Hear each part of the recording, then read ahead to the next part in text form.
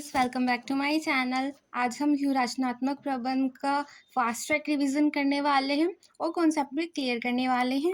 तो चलिए स्टार्ट करते हैं। सबसे पहले जान लेते हैं व्यूह-रचनात्मक प्रबंध की शब्द की उत्पत्ति कहाँ से हुई है। व्यूह-रचनात्मक प्रबंध शब्द दो शब्दों व्यूह-रचना तथा प्रबंध से मिलकर बना है। व्यूह-रचना की अवधारणा काफ़ी प्राचीन है। मूलतः यह ग्रीक भाषा के शब्द स्ट्रैटेजी से लिया गया है, जिसका संबंध सेना के जनरल द्वारा अपनाई गई रणनीति रूपी कला generalship the actual direction of military force से है। यानी कि व्यूहरचनात्मक प्रबंध जो शब्द है, ये व्यूहरचना, ये सबसे पहले मिलिट्री में यूज़ किया जाता था उसके जनरल द्वारा। जो दूसरे अटैकर्स वगैरह होते हैं, उनसे रक्षा के लिए जो अपनी रणनीति बनाते थे, उसको व्यूहरचना कहा गया। और बाद में जैसे जैसे बिजनेस एक्सपेंड हुआ, व्यापार बढ़ता चला गया, विकास हुआ, उसी के साथ ये व्यूहरचनात्मक प्रबंध हमारे बिजनेस में भी शामिल हो गया। अब डेफिनेशंस देख लेते हैं हम। स्टोनर तथा फ्रीमैन के अनुसार व्यूहरचना प्रबंध एक ऐसी प्रक्रिया है जो एक संगठन को व्यूहरचना नियोजन तथा उन योजनाओं पर कार्यवाही करने हेतु बाध्य करती है। यानी कि जो हमने अपने कॉन्सेप्ट बनाया है, जो हमने अपना नियोजन किया है, प्लानिंग किया है, उन पर किस प्रकार कार्यवाही करें, उसके लिए हमें बाध्य करती है। लॉयड एंड बेयंस के अनुसार व्यूहरचना प्रबंध संगठन उसके वातावरण के साथ प्रबंध करते हुए संगठनात्मक मिशन के अनुसरण करने की बाध्य करने की तकनीक प्रक्रिया है। अब व्यूहरचनात्मक प्रबंध की विशेषताएं। व्यापक एवं समन्वित प्रबंध प्रक्रिया, क्योंकि इसका आप देखेंगे क्षेत्र बहुत बड़ा है, व्यापक है, क्योंकि हमारा पूरे बिजनेस में हमें कुछ भी चीज़ करनी है, हम उसके लिए अपनी व्यूहरचना बनाएंगे। निरंतर प्रक्रिया, ये नहीं कि हमने एक बार अपनी व्यूहरचना बना ली पर हम उसके बाद उसको भूल जाएंगे, ऐसा नहीं है। जब तक हमारा बिजनेस चलता रहेगा तब तक हम अपनी व्यूहरचना बनाते रहेंगे। व्यूहरचनात्मक प्रबंध आगे की ओर देखता है, यानी कि हम फ्यूचर में क्या करेंगे, कि फ्यूचर में हम अपने कॉम्पिटिटर्स को कैसे रोकेंगे, वो क्या रणनीति अपना रहे हैं, ये सब आगे से भविष्य से रिलेटेड है। इसलिए व्यूहरचनात्मक प्रबंध आगे की ओर देखता है। व्यूहरचनात्मक वातावरण पर अधिक निर्भर करती है। यानी कि हमारे आपने पढ़ा होगा स्वॉट विश्लेषण, यानी कि strength, weakness, opportunity and threats. यानी कि हमारे चारों ओर का वातावरण कैसा है, क्या हमारी चुनौतियां हैं, क्या हमें अवसर प्राप्त हो रहे हैं, तो हमारे वातावरण पर ये ज़्यादा निर्भर करती है। निगमित उद्देश्यों पर आधारित, क्योंकि जब तक हमारे पास कोई मोटिव नहीं होगा, कोई उद्देश्य नहीं होगा, तब हम किस चीज़ के लिए व्यूहरचना बनाएंगे। हम अपने मोटिव के लिए, कि हम क्या चाहते हैं, हम अपने सेल ज़्यादा करना चाहते हैं या हम अपने बिजनेस को एक्सपेंड करना चाहते हैं, हम अपने निगमित उद्देश्य के अकॉर्डिंग ही अपनी व्यूहरचना बनाएंगे। अब व्यूहरचना कार्यनीति, यानी कि व्यूहरचना की अवधारणा कार्यनीति भी बोलते हैं जैसे उसकी अवधारणा। व्यूहरचना एक प्रकार की योजना है जो किसी संस्था को दिशा संबंधी संकेत प्रदान करती है, जिससे वह अपने वातावरण के अवसरों एवं खतरों का प्रत्युत्तर देते हुए अपने लक्ष्य को प्राप्त करती है।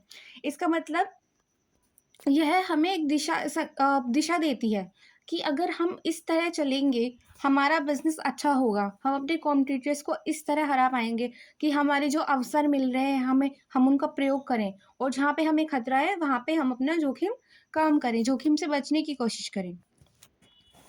जांच तथा गुलिक के अनुसार व्यूहरचना एक व्यापक, एकीकृत एवं समन्वित योजना है जो फर्म के व्यूहरचनात्मक लाभों को वातावरण की चुनौतियों से जोड़ती है तथा यह सुनिश्चित करने के लिए बनाई जाती है कि उचित क्रियान्वयन के द्वारा उपक्रम के आधारभूत लक्ष्यों को प्राप्त किया जा सके।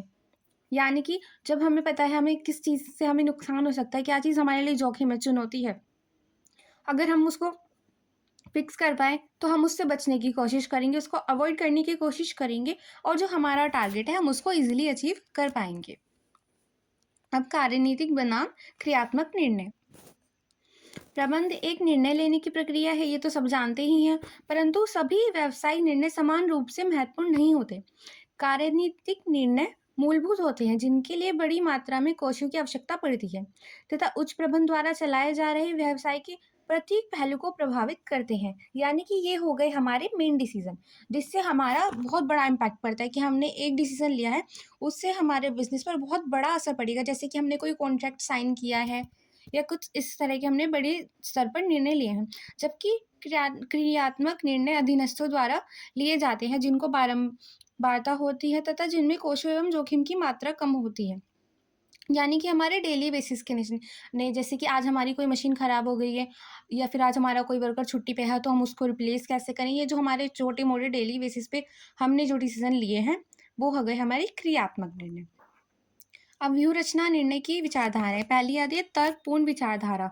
इस विचारधारा के अनुसार व्यूह रचनात्मक एक व्यक्ति द्वारा बनाई जाती है और वह व्यक्ति अपने बुद्धि के अनुसार व्यूह रचना का निर्माण करता है। यानी कि वो हम मानते हैं कि जो हमारा बिज़नेस का ओनर है, उसके द्वारा व्यूह रचना बनाई जाती है और वह व्यक्ति अपने बुद्धिमत्ता से चारों तरफ की चीज़ें देखकर, वातावरण देखकर, अपनी तर्क शक्ति के आधार पर व्यूह रचना का निर्माण करता है। पर एक व्यक्ति ही सब कुछ नहीं कर सकता, इसलिए यह इस विचारधारा की आलोचना मानी जाती है। व्यवहारवादी विचारधारा, इसमें भी यही माना जाता है कि हमारा जो व्यूह रचना है वो एक व्यक्ति द्वारा बनाई जाती है। वह अपने रुचि, अपनी निर्णय, अपनी थिंकिंग के अनुसार लेता है, अपने व्यवहार के आचरण के अनुसार लेता है। और जो आती है हमारी राजनीतिक विचारधारा, इसके अनुसार जो हमारा निर्णय करता है वो बहुत सारे विकल्पों में से कुछ ही विकल्प का विश्लेषण कर पाता है, क्योंकि वही व्यक्ति होता है और फिर वह उसका अनुमान लगाता है ये क्या हमारा विकल्प सर्वश्रेष्ठ होगा। और ये केवल एकाकी चयन नहीं है, और इसके अंदर एक बहुत बड़ी प्रक्रिया शामिल होती है, क्योंकि हमारी जो भी हम निर्णय लेते हैं वो हमारे पूरे बिजनेस पर इम्पैक्ट करता है। तो ये तीनों हमारी व्यूह रचना निर्णय की विचारधाराएं हैं। इसके बाद आते हैं व्यूह रचनात्मक निर्णय के चरण। पहला चरण है उद्देश्यों का निर्धारण करना। अगर हमारे पास कोई उद्देश्य ही नहीं है तो हम कोई चीज़ नहीं कर सकते। सबसे पहले उद्देश्य को होना ज़रूरी है, तो इसके अंतर्गत उद्देश्य को निर्धारण किया जाता है। फिर वैकल्पिक उपायों की पहचान करना कि हमारे पास अगर हमें कोई चीज़ करनी है, हमारे पास उसके लिए क्या ऑप्शन है, हम किस किस प्रकार से वो चीज़ कर सकते हैं। जैसे कि हमें कोई अब प्रोडक्ट बनाना है तो हम किस तरह से उस प्रोडक्ट को बना सकते हैं, कितनी विधियाँ हैं, और फिर उसमें से हम सर्व विकल्पों का मूल्यांकन करेंगे। यानी कि सबको देखेंगे कि क्या हमारे लिए अच्छा रहेगा, किसमें कितना फ़ायदा है, कितना टाइम लगता है, कितने पैसे लगते हैं, उनका सभी का मूल्यांकन करेंगे। फिर सर्वोत्तम विकल्प का चयन करेंगे जो हमारे लिए बेस्ट होगा, जिसमें हमारी कम लागत आए और ज़्यादा अधिकतर लाभ हो। हम उस विकल्प का चयन करेंगे और फिर क्रियान्वित किए जाने वाले निर्णय को निर्धारित करना। यानी कि जो हमने अपना निर्णय फिक्स किया है उसको हम क्रियान्वित करेंगे और फिर उसका हम उस पर नियंत्रण भी करेंगे, निर्धारित करेंगे, नियंत्रित भी करेंगे। यानी कि हम देखेंगे जो हमने डिसीजन लिया है वो एक्चुअल में हम कर भी रहे हैं या नहीं, और फिर उसका हम मूल्यांकन करेंगे कि क्या वो हमारा जो डिसीजन है क्या वो सही जा रहा है। अगर सही जा रहा है तो हम उसको कंटिन्यू करेंगे, और अगर हमारा वो उस तरह नहीं हो पा रहा है जैसे हम सोच रहे थे तो हम उसमें जो हमारी ज़रूरत के चेंजेस हैं वो करेंगे। Thank you for watching.